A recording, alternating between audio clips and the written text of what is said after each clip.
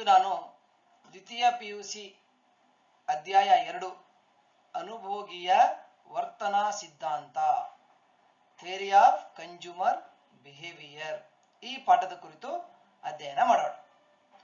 ಮೊದಲನೇ ಅಂಶ ತುಷ್ಟಿಗುಣ, ಯುಟಿಲಿಟಿ ಅಂತ ಕರಿತೀವಿ ನಾವು.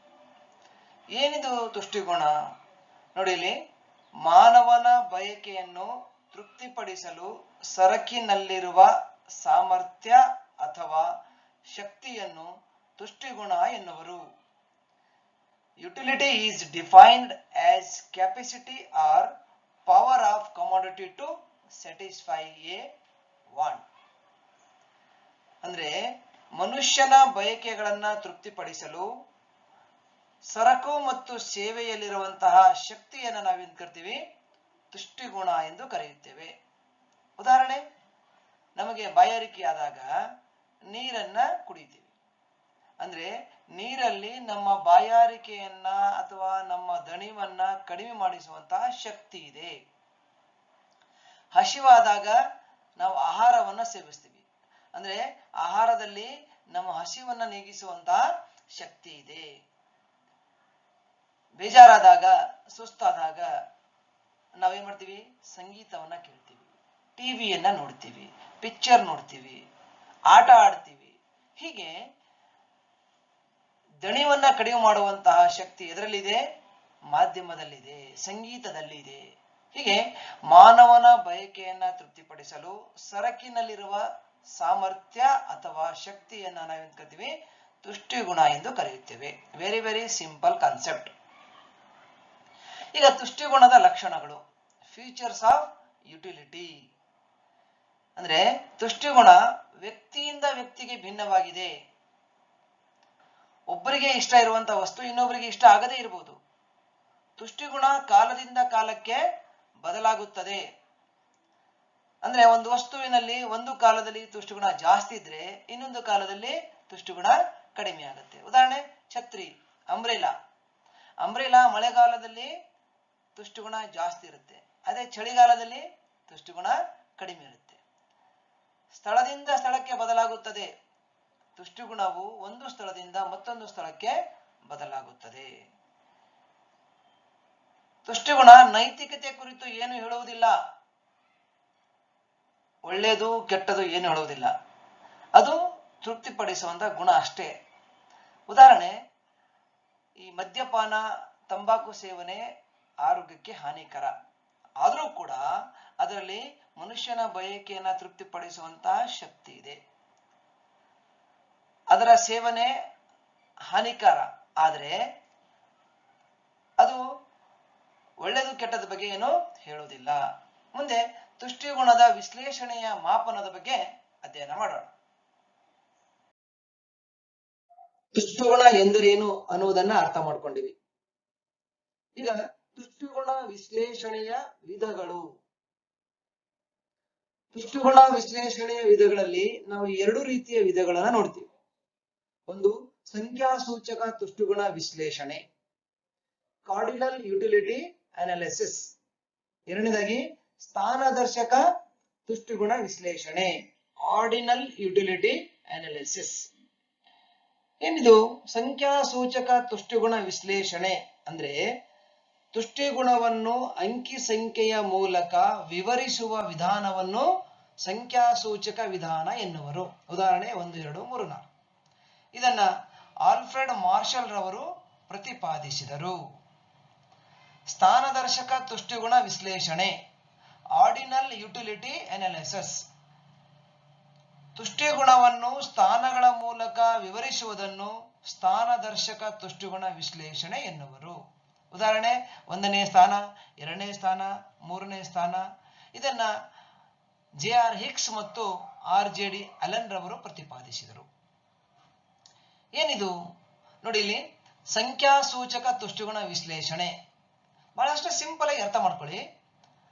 ಸಂಖ್ಯಾಸೂಚಕ ತುಷ್ಟಿಗುಣ ವಿಶ್ಲೇಷಣೆ ಅಂತಂದ್ರೆ ತುಷ್ಟಿಗುಣವನ್ನ ಅಂಕೆ ಸಂಖ್ಯೆಯಲ್ಲಿ ಅಳೆಯುವ ವಿಧಾನ.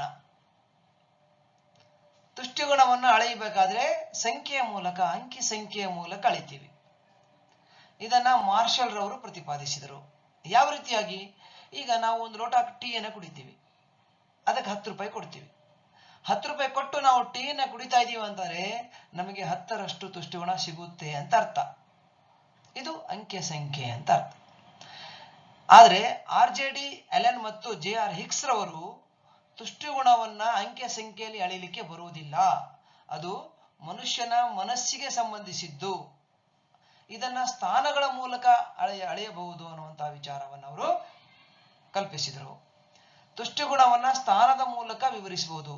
ಉದಾಹರಣೆ, ಈಗ ನಿಮಗೆ 2 ವಸ್ತುಗಳು ಕೊಡ್ತೀನಿ, ಇದರಲ್ಲಿ ನಿಮಗೆ ಯಾವುದು ಇಷ್ಟ ಅಂತ ಹೇಳಿದಾಗ ಫಸ್ಟ್ ಪ್ರಯಾರಿಟಿ ಯಾವುದು, ಸೆಕೆಂಡ್ ಪ್ರಯಾರಿಟಿ ಯಾವುದು? ಅವಾಗ ಅವರು ಈಸಿಯಾಗಿ 1ನೇ ಸ್ಥಾನ 2ನೇ ಸ್ಥಾನ ಅಂತೇಳಿ ಅವರು ಹೇಳ್ಬೋದು. ಹೀಗೆ ತುಷ್ಟಿಗುಣವನ್ನ ಅಂಕೆ ಸಂಖ್ಯೆಯಲ್ಲಿ ಅಳೆಯುವ ವಿಧಾನ ಸಂಖ್ಯಾಸೂಚಕ ತುಷ್ಟಿಗುಣ ವಿಶ್ಲೇಷಣೆ. ಆದರೆ ತುಷ್ಟಿಗುಣವನ್ನ ಸ್ಥಾನಗಳ ಮೂಲಕ ವಿಶ್ಲೇಷಿಸುವುದನ್ನು ಸ್ಥಾನದರ್ಶಕ ತುಷ್ಟಿಗುಣ ವಿಶ್ಲೇಷಣೆ ಎಂದು ಕರೆಯುತ್ತೇವೆ. ಸಂಖ್ಯಾಸೂಚಕವನ್ನ ಮಾರ್ಷಲ್ ಅವರು ಪ್ರತಿಪಾದಿಸಿದರೆ ಸ್ಥಾನದರ್ಶಕವನ್ನ JR ಹಿಕ್ಸ್ ಮತ್ತು RJD ಅಲೆನ್ ರವರು ಪ್ರತಿಪಾದಿಸಿದರು. ತುಷ್ಟಿಗುಣದ ವಿಶ್ಲೇಷಣೆಯ ವಿಧಾನಗಳಲ್ಲಿ 2 ವಿಧಾನಗಳನ್ನು ನೋಡಿದ್ದೀವಿ. ಸಂಖ್ಯಾಸೂಚಕ ತುಷ್ಟಿಗುಣ ವಿಶ್ಲೇಷಣೆ, ಸ್ಥಾನದರ್ಶಕ ತುಷ್ಟಿಗುಣ ವಿಶ್ಲೇಷಣೆ. ಈಗ ಮೊದಲನೇದಾಗಿ ಸಂಖ್ಯಾಸೂಚಕ ತುಷ್ಟಿಗುಣ ವಿಶ್ಲೇಷಣೆಯನ್ನು ನೋಡೋಣ. ಈ ಸಂಖ್ಯಾಸೂಚಕ ತುಷ್ಟಿಗುಣ ವಿಶ್ಲೇಷಣೆಯಲ್ಲಿ ಅಳೆಯುವ ಮಾಪನಗಳು 2: ಒಟ್ಟು ತುಷ್ಟಿಗುಣ, ಸೀಮಾಂತ ತುಷ್ಟಿಗುಣ. Total utility, marginal utility. ಇದನ್ನ ಶಾರ್ಟ್ ಆಗಿ TU ಅಂತ ಕರಿತೀವಿ. ಸೀಮಾಂತ ತುಷ್ಟಿಗುಣವನ್ನ MU ಅಂತ ಕರಿತೀವಿ. ಈಗ ಮೊದಲನೇದಾಗಿ ಒಟ್ಟು ತುಷ್ಟಿಗುಣ, ಟೋಟಲ್ ಯುಟಿಲಿಟಿ ಬಗ್ಗೆ ನೋಡೋಣ. ಒಂದು ನಿಗದಿತ ಅವಧಿಯಲ್ಲಿ ಒಂದು ಸರಕಿನ ವಿವಿಧ ಘಟಕಗಳನ್ನು ಅನುಭೋಗಿಸಿದಾಗ ಆ ಎಲ್ಲಾ ಘಟಕಗಳಿಂದ ಲಭ್ಯವಾಗುವ ತುಷ್ಟಿಗುಣವನ್ನು ಒಟ್ಟು ತುಷ್ಟಿಗುಣ ಎನ್ನುವರು. ಬಹಳಷ್ಟು ಸರಳವಾದಂತಹ ಕಾನ್ಸೆಪ್ಟ್. ಹಾಗಾದ್ರೆ ಏನು? ಒಂದು ನಿಗದಿತ ಅವಧಿಯಲ್ಲಿ ಒಂದು ಸರಕಿನ ವಿವಿಧ ಘಟಕಗಳನ್ನ ಅನುಭೋಗಿಸಿದಾಗ ಆ ಎಲ್ಲಾ ಘಟಕಗಳಿಂದ ಸಿಗುವಂತಹ ಅಥವಾ ಆ ಎಲ್ಲಾ ಘಟಕಗಳಿಂದ ಲಭ್ಯವಾಗುವ ತುಷ್ಟಿಗುಣವನ್ನ ಒಟ್ಟು ತುಷ್ಟಿಗುಣ ಎಂದು ಕರೆಯುತ್ತೇವೆ. Total utility is the sum total of utility derived from the consumption of all the units of A commodity. Or total utility is the additional of marginal utility is obtained from various unit of consumption. ಇಲ್ಲಿ ಬಹಳಷ್ಟು ಸರಳವಾಗಿ ಅರ್ಥ ಮಾಡ್ಕೋಬೇಕು. ಒಂದು ಸರಕಿನ ವಿವಿಧ ಘಟಕಗಳನ್ನು ಅನುಭೋಗಿಸಿದಾಗ ಎಲ್ಲಾ ಘಟಕದಿಂದ ಸಿಗುವಂತ ತುಷ್ಟಿಗುಣವೇ ಒಟ್ಟು ತುಷ್ಟಿಗುಣವಾಗಿದೆ. ಉದಾಹರಣೆ, ಈ ಸೂತ್ರ ಇದೆ ನೋಡಿ. TUN is equal to MU1 plus MU2 plus MU3 plus MU4 dash dash dash. ಈ ಸೂತ್ರವನ್ನು ಇನ್ನೊಂದು ರೀತಿಯಲ್ಲಿ ಹೇಳ್ಬೋದು. TUN is equal to sum of MUN. ಈ ರೀತಿಯಾಗಿ ಕೂಡ ನಾವು ಒಟ್ಟು ತುಷ್ಟಿಗುಣವನ್ನ ಕಂಡುಹಿಡಿಯಬಹುದು ಅನ್ನುವಂಥದ್ದು.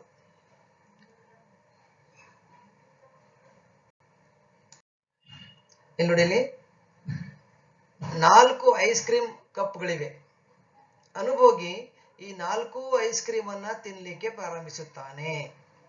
ಮೊದಲನೇ ಐಸ್ ಕ್ರೀಮ್ ತಿಂದಾಗ ಅವನಿಗೆ ಸಿಕ್ಕಂತ ಒಟ್ಟು ತುಷ್ಟಿಗುಣ ಟೋಟಲ್ ಯುಟಿಲಿಟಿ 40. ನಂತರ ಏನ್ ಮಾಡ್ತಾನೆ, 2ನೇ ಐಸ್ ಕ್ರೀಮ್ ತಿನ್ಲಿಕ್ಕೆ ಪ್ರಾರಂಭಿಸ್ತಾನೆ. ಆಗ ಅವನಿಗೆ ಸಿಕ್ಕಂತ ತುಷ್ಟಿಗುಣ 70. 3ನೇ ಐಸ್ ಕ್ರೀಮ್ ನಿಂದ 90, 4ನೇ ಐಸ್ ಕ್ರೀಮ್ ಇಂದ 100. ಅಂದ್ರೆ ಒಟ್ಟು ತುಷ್ಟಿಗುಣ ಅಂತಂದ್ರೆ ಎಲ್ಲಾ ಘಟಕಗಳನ್ನು ಸೇವಿಸಿದಾಗ ಅವನಿಗೆ ಸಿಕ್ಕಂತ ತುಷ್ಟಿಗುಣವೇ ಒಟ್ಟು ತುಷ್ಟಿಗುಣ. ಮೊದಲೇದು 40, 2 ಸೇರಿ 70, 3 ಸೇರಿ 90, 4 ಸೇರಿ 100. ಇದನ್ನ ಒಟ್ಟು ತುಷ್ಟಿಗುಣವನ್ನು ಇನ್ನೊಂದು ರೀತಿಯಲ್ಲಿ ಹೇಳಬಹುದು. ಒಟ್ಟು ತುಷ್ಟಿಗುಣ ಅಂದ್ರೆ ಎಲ್ಲಾ ಸೀಮಾಂತ ತುಷ್ಟಿಗುಣವನ್ನ ಸೇರಿಸಿದಾಗ ಬರುವುದೇ ಒಟ್ಟು ತುಷ್ಟಿಗುಣವಾಗಿದೆ. ಯಾವ ರೀತಿಯಾಗಿ? ಇಲ್ಲಿ ನೋಡಿ, ಮೊದಲನೇ ಐಸ್ ಕ್ರೀಮ್ ತಿಂದಾಗ ಅವನಿಗೆ ಸಿಕ್ಕಂತ ತುಷ್ಟಿಗುಣ ಸೀಮಾಂತ ತುಷ್ಟಿಗುಣ 40. 2ನೇ ಐಸ್ ಕ್ರೀಮ್ ತಿಂದಾಗ ಅವನಿಗೆ ಸಿಕ್ಕಂತ ಸೀಮಾಂತ ತುಷ್ಟಿಗುಣ 30. ಅಂದ್ರೆ 40, 30 ಪ್ಲಸ್ ಮಾಡಿದಾಗ ಸಿಗುವಂಥದ್ದು 70. ಮೂರನೇ ಐಸ್ ಕ್ರೀಮ್ ತಿಂದಾಗ ಅವನಿಗೆ ಸಿಕ್ಕಂತಹ ಸೀಮಾಂತ ತುಷ್ಟಿಗುಣ 20. 40, 30, 70, 70, 1, 20, 90. ನಾಲ್ಕನೇ ಐಸ್ ಕ್ರೀಮ್ನ ತಿಂದಾಗ ಅವನಿಗೆ ಸಿಕ್ಕಂತಹ ಸೀಮಾಂತ ತುಷ್ಟಿಗುಣ 10. 40, 70, 40, 30, 70, 71, 20, 90, 91, 10, 100. ಅಂದ್ರೆ ಸೀಮಾಂತ ತುಷ್ಟಿಗುಣ ಏನಾಗಿದೆ, ಇಳಿಮುಖವಾಗುತ್ತಾ ಹೋಗಿದೆ. ನೋಡಿ ಇಲ್ಲಿ 40, 30, 20, 10. ಅಂದ್ರೆ ಮೊದಲಿನ ಐಸ್ ಕ್ರೀಮ್ ತಿಂದಾಗ ಬಹಳ ಖುಷಿ ಇರ್ತದೆ. ಎರಡನೇ ಐಸ್ ಕ್ರೀಮ್ ತಿನ್ನಕ್ ಹೋದಾಗ ಅವನಿಗೆ ತಿನ್ನುವಂತ ಆಸೆ ಏನಾಗುತ್ತೆ, ಕಡಿಮೆ ಆಗುತ್ತೆ. 3 ಮತ್ತೆ ಕಡಿಮೆ, 4 ಇನ್ನೂ ಕಡಿಮೆ. ಹಾಗಾಗಿ ಎಲ್ಲವನ್ನ ಟೋಟಲ್ ಮಾಡ್ಕೊಂಡು ಹೋದಾಗ ಸಿಗುವಂತ ತುಷ್ಟಿಗುಣವೇ ಒಟ್ಟು ತುಷ್ಟಿಗುಣವಾಗಿದೆ. ಸೀಮಾಂತ ತುಷ್ಟಿಗುಣ, ಮಾರ್ಜಿನಲ್ ಯುಟಿಲಿಟಿ. ಇದು ಸೀಮಾಂತ ಅನ್ನುವಂಥ ಪದ ನಿಮ್ಮ ಮೈಕ್ರೋ ಎಕನಾಮಿಕ್ಸ್ ನಲ್ಲಿ ಬಹಳಷ್ಟು ಸಾರಿ ಬಂದು ಹೋಗಿದೆ. ಸೀಮಾಂತ ತುಷ್ಟಿಗುಣ, ಸೀಮಾಂತ ವೆಚ್ಚ, ಸೀಮಾಂತ ಉತ್ಪಾದನೆ, ಸೀಮಾಂತ ಆದಾಯ, ಹೀಗೆ ಅನೇಕ ಸೀಮಾಂತ ಅನ್ನುವಂಥ ಪದಗಳನ್ನು ನೀವು ನೋಡ್ತೀರಿ. ನೋಡೋಣ ಈಗ ಸೀಮಾಂತ ತುಷ್ಟಿಗುಣ ಅಂದ್ರೆ ಏನು ಅನ್ನುವಂಥದ್ದನ್ನ ನೋಡೋಣ. ಅನುಭೋಗಿಯು ಒಂದು ಹೆಚ್ಚುವರಿ ಘಟಕವನ್ನು ಅನುಭೋಗಿಸಿದಾಗ ಈ ಹೆಚ್ಚುವರಿ ಘಟಕದಿಂದ ದೊರೆಯುವ ತುಷ್ಟಿಗುಣವೇ ಸೀಮಾಂತ ತುಷ್ಟಿಗುಣವಾಗಿದೆ. ಅಥವಾ ಇನ್ನೊಂದು ರೀತಿಯಲ್ಲಿ ಹೇಳ್ಬೋದು, ಒಟ್ಟು ತುಷ್ಟಿಗುಣಕ್ಕೆ ಮಾಡಲಾದ ನಿವ್ವಳ ಸೇರ್ಪಡೆಯೇ ಸೀಮಾಂತ ತುಷ್ಟಿಗುಣವಾಗಿದೆ. ಅಂದ್ರೆ ಅನುಭೋಗಿಯು ಒಂದು ಹೆಚ್ಚುವರಿ ಘಟಕವನ್ನು ಅನುಭೋಗಿಸಿದಾಗ ಈ ಹೆಚ್ಚುವರಿ ಘಟಕದಿಂದ ದೊರೆಯುವ ತುಷ್ಟಿಗುಣವೇ ಸೀಮಾಂತ ತುಷ್ಟಿಗುಣ. ಅಥವಾ ಒಟ್ಟು ತುಷ್ಟಿಗುಣದಲ್ಲಿ ಆದ ಹೊಸ ಸೇರ್ಪಡೆಯೇ ಸೀಮಾಂತ ತುಷ್ಟಿಗುಣವಾಗಿದೆ. Increase in total utility by consuming one additional of a commodity is called marginal utility. Formula ಏನು ಹೇಳುತ್ತೆ, MUN is equal to TUN minus TUN minus 1. MUN is equal to TUN minus TUN minus 1 ಅಂದ್ರೆ ಏನು? ಈಗ ಈ ಹಿಂದೆ ನೀವು ice cream 4 ice cream ಅನ್ನು ನೋಡಿದಿರಿ. ಈ 4 ಐಸ್ ಕ್ರೀಮ್ ನಿಂದ ಬಂದಂತ ಒಟ್ಟು ತುಷ್ಟಿಗುಣ ಎಷ್ಟು? 100. ಇದು TUN 100 ಮೈನಸ್ TUN minus 1 ಅಂದ್ರೆ ಏನ್ ಅಂದ್ರೆ ಒಟ್ಟು ಐಸ್ ಕ್ರೀಮ್ ನಲ್ಲಿ ಒಂದನ್ನ ಮೈನಸ್ ಮಾಡಿ, 4ರಲ್ಲಿ ಒಂದನ್ನ ಮೈನಸ್ ಮಾಡಿದಾಗ ಸಿಕ್ಕಂತ ಟೋಟಲ್ ಒಟ್ಟು ತುಷ್ಟಿಗುಣ 90. 100ರಲ್ಲಿ 90ನ್ನ ಮೈನಸ್ ಮಾಡಿದಾಗ ಉಳಿಯುವಂತದೇ 10. ಇದು ಸೀಮಾಂತ ತುಷ್ಟಿಗುಣವಾಗಿದೆ. 4ನೇ ಐಸ್ ಕ್ರೀಮ್ ಅನ್ನು ತಿಂದಾಗ ಅವನಿಗೆ ಸಿಕ್ಕಂತ ತುಷ್ಟಿಗುಣ 10 ಆಗಿದೆ. ಈ ರೀತಿಯಾಗಿ ಸೀಮಾಂತ ತುಷ್ಟಿಗುಣ ಅಂದ್ರೆ ಏನು ಅನ್ನುವಂಥದ್ದನ್ನ ನಾವು ಈಸಿಯಾಗಿ ಫೈಂಡ್ ಔಟ್ ಮಾಡ್ಬೋದು. ಸೀಮಾಂತ ಅಂದ್ರೆ ಒಂದು ಹೆಚ್ಚುವರಿ ಘಟಕ, ಒಂದು ಹೆಚ್ಚುವರಿ ಘಟಕದಿಂದ ಪಡೆದ ತುಷ್ಟಿಗುಣ. ಇದನ್ನ ನಾವು ಸೀಮಾಂತ ತುಷ್ಟಿಗುಣ ಅಂತೇಳಿ ಕರಿತೀವಿ. ನೋಡಿ ಇಲ್ಲಿ 4 ಐಸ್ ಕ್ರೀಮ್ ಇವೆ. ಮೊದಲನೇ ಐಸ್ ಕ್ರೀಮ್ ತಿಂದಾಗ ಮೊದಲನೇ ಘಟಕದಿಂದ ಸಿಕ್ಕಂತಹ ಸೀಮಾಂತ ತುಷ್ಟಿಗುಣ 40. ಎರಡನೇ ಘಟಕದಿಂದ ಸಿಕ್ಕಂತಹ ಸೀಮಾಂತ ತುಷ್ಟಿಗುಣ 30. ಯಾಕೆ?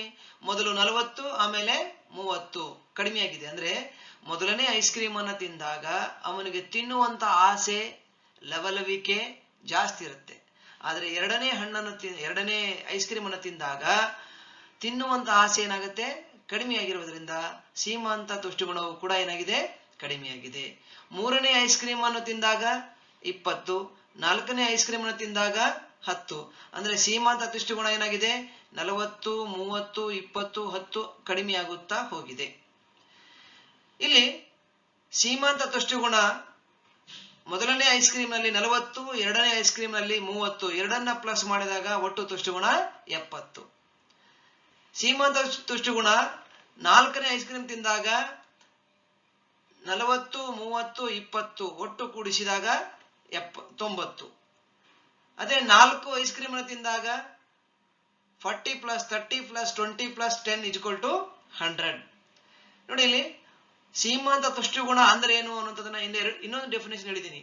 ಒಟ್ಟು ತುಷ್ಟಿಗುಣದಲ್ಲಿ ಆದ ಸೇರ್ಪಡೆಯೇ ಸೀಮಾಂತ ತುಷ್ಟಿಗುಣವಾಗಿದೆ ಅಂತ ಹೇಳಿದ್ದೀನಿ. ಈಗ ಒಟ್ಟು ತುಷ್ಟುಗುಣ ಎಷ್ಟಿದೆ? 100 ಇದೆ. ಎಷ್ಟನೇ ಐಸ್ ಕ್ರೀಮು? 4ನೇ ಐಸ್ ಕ್ರೀಮ್. TUN ಅಂತ ಕರಿತೀವಿ ನಾವು. 100. ಇದ್ರೊಳಗ TUN-1 ಅಂದ್ರೆ ಏನು?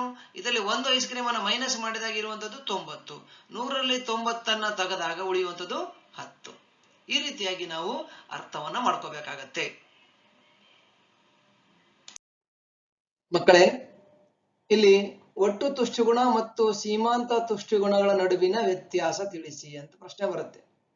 Difference between total utility and marginal utility. ಇಲ್ಲಿ 2 ಅಂಕದ ಪ್ರಶ್ನೆಯನ್ನ ನಿಮಗೆ ಕೇಳಬಹುದು. 2 ವ್ಯತ್ಯಾಸ ಬರೆದ್ರೆ ಸಾಕು. ನೋಡೋಣ. ಇಲ್ಲಿ ಒಟ್ಟು ತುಷ್ಟುಗುಣ, ಮತ್ತೊಂದು ಕಾಲಂನಲ್ಲಿ ಸೀಮಾಂತ ತುಷ್ಟುಗುಣ. ಒಟ್ಟು ತುಷ್ಟುಗುಣ ಏನ್ ಹೇಳುತ್ತೆ? ಒಂದು ನಿಗದಿತ ಅವಧಿಯಲ್ಲಿ ಅನುಭೋಗಿಸಿದ ಎಲ್ಲಾ ಘಟಕದಿಂದ ಪಡೆದ ತುಷ್ಟುಗುಣವೇ ಒಟ್ಟು ತುಷ್ಟುಗುಣವಾದರೆ, ಅನುಭೋಗಿಸಿದ ಒಂದು ಹೆಚ್ಚುವರಿ ಘಟಕದಿಂದ ಪಡೆದ ತುಷ್ಟುಗುಣವೇ ಸೀಮಾಂತ ತುಷ್ಟುಗುಣವಾಗಿದೆ. ಅನುಭೋಗದ ಪ್ರಮಾಣ ಹೆಚ್ಚಾದಂತೆ ಒಟ್ಟು ತುಷ್ಟುಗುಣ ಹೆಚ್ಚುತ್ತಾ ಹೋಗುತ್ತದೆ. ಆದರೆ ಅನುಭೋಗದ ಪ್ರಮಾಣ ಹೆಚ್ಚಾದಂತೆ ಸೀಮಾಂತ ತುಷ್ಟುಗುಣ ಏನಾಗುತ್ತೆ? ಕಡಿಮೆಯಾಗುತ್ತಾ ಹೋಗುತ್ತದೆ. 3ನೇ ವ್ಯತ್ಯಾಸ, ಒಟ್ಟು ತುಷ್ಟುಗುಣ ರೇಖೆಯು ಇಳಿಮುಖ ದರದಲ್ಲಿ ಏರಿಕೆಯಾದರೆ ಸೀಮಾಂತ ತುಷ್ಟುಗುಣ ರೇಖೆಯು ಪ್ರಾರಂಭದಿಂದಲೂ ಇಳಿಮುಖವಾಗುತ್ತದೆ. 4ನೇ ವ್ಯತ್ಯಾಸ, ಒಟ್ಟು ತುಷ್ಟುಗುಣ TUN = sum of MUN. ಸೀಮಾಂತ ತುಷ್ಟುಗುಣದ ಫಾರ್ಮುಲಾ MUN = TUN - TUN-1. ಬಹಳಷ್ಟು ಸರಳವಾಗಿ ನಾವು ಅರ್ಥ ಮಾಡ್ಕೋಬೇಕು. ಒಟ್ಟು ತುಷ್ಟುಗುಣ ಅಂದ್ರೇನು? ಅನುಭೋಗಿಸಿದ ಎಲ್ಲಾ ಘಟಕದಿಂದ ಪಡೆದ ತುಷ್ಟುಗುಣ. ಸೀಮಾಂತ ತುಷ್ಟುಗುಣ ಅಂದ್ರೆ ಒಂದು ಹೆಚ್ಚುವರಿ ಘಟಕದಿಂದ ಪಡೆದಂತಹ ತುಷ್ಟುಗುಣವಾಗಿದೆ. ಒಟ್ಟು ತುಷ್ಟುಗುಣ ಹೆಚ್ಚುತ್ತಾ ಹೋಗುತ್ತದೆ, ಆದರೆ ಸೀಮಾಂತ ತುಷ್ಟುಗುಣ ಏನಾಗುತ್ತೆ? ಕಡಿಮೆಯಾಗುತ್ತಾ ಹೋಗುತ್ತದೆ. ಒಟ್ಟು ತುಷ್ಟುಗುಣದ ರೇಖೆ ಏರಿಕೆಯಾಗುತ್ತಾ ಹೋದರೆ ಸೀಮಾಂತ ತುಷ್ಟುಗುಣದ ರೇಖೆ ಇಳಿಮುಖವಾಗುತ್ತಾ ಹೋಗುತ್ತದೆ ಎನ್ನುವಂಥದ್ದು. ಇದಿಷ್ಟು ತಿಳ್ಕೊಂಡ್ರೆ ಸಾಕು.